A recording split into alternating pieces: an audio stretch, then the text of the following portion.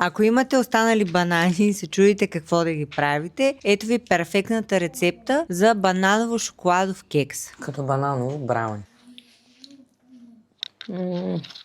Първо си намачкаме бананите. Сега трябва да ги намачкаме по-финно. Сега си добавяме захарта, земи на диетата. Продължаваме да отслабваме от 5. Кафява захар, бяла захар. Добавяме и разтопено масло. Сега си добавяме и сметаната. Ванилийка. Е така за аромат, вкус. За който не разбра и не видя, брашно сложихме. И сода. И добавяме сухите към мокрите съставки. Ма и аз тръгнах да бъда такава кекс, облечена в бяло. Нищо ли.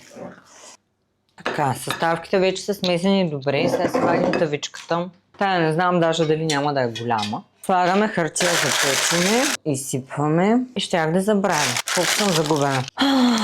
Как може да няма в магазина шоколадови капки? Това е, че професионалните чака-ръка.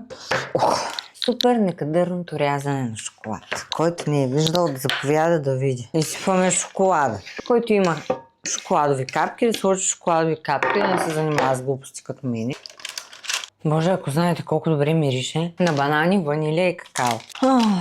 И сега ще нарежем още мъничко шоколад. Аз обичам да има от всичко по много. Оле-ле мале. Най-много да обърна сега кекса. Сега оставаме да се пече и след като е готов, ще ви го покажа. Аз пак изтървах конта. Много да го хвана.